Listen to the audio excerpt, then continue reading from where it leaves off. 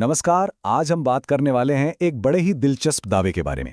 क्या एक खास डाइट, जिसे क्रोमियम रिच डाइट कहते हैं, वाकई में डायबिटीज को रीसेट कर सकती है? चलिए इसी दावे की तह तक चलते हैं। तो सबसे बड़ा सवाल तो यही उठता है ना? क्या वाकई में सिर्फ एक मिनरल, एक खनिज डायबिटीज जैसी कॉम्प्लेक्स बीमारी को रीसेट कर सकता है? सुनने में तो ये बहुत ही बड़ा दावा लगता है। तो चलिए एक एक करके इसकी परतें खोलते हैं। तो बात शुरू कहाँ से होती है? देखिए, ब्लड शुगर को मैनेज करना, उसे कंट्रोल में रखना, हम सब जानते हैं कि ये कई लोगों के लिए एक बहुत बड़ा चैलेंज है। और ये जो डाइट है ना, ये इसी चैलेंज का एक सोल्यूशन होने का दावा करती है। तो फिर इसका सोल्यूशन क्या बताया जा रहा है?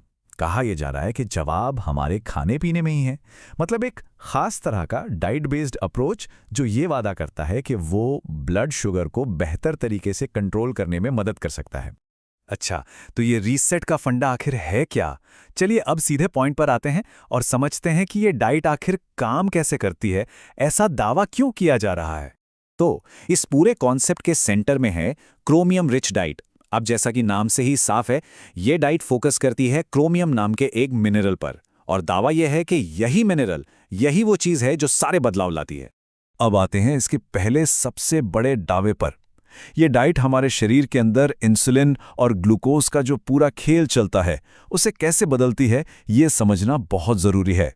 देखिए, इसके काम करने के तरीके को 3 स्टेप्स में समझाया गया है। स्टेप 1, ये शरीर की इंसुलिन सेंसिटिविटी को इम्प्रूव करने में मदद करता है। अब जब ये होता है तो आता है स्टेप 2, जो खाने के बाद अचानक से शुगर लेवल बढ़ जाता है ना, जिसे स्पाइक कहते हैं, ये उसे कम करता है। और फाइनली इन दोनों वजहों से ब्लड शुगर लेवल बेहतर तरीके से कंट्रोल में रहता है। लेकिन बात यहीं खत्म नहीं होती। दावे सिर्फ ब्लड शुगर तक ही नहीं है। कहा यह भी जा रहा है कि ये डाइट हमारे मेटाबॉलिज्म और जो खाने की क्रेविंग होती है ना, उस पर भी असर डालती है।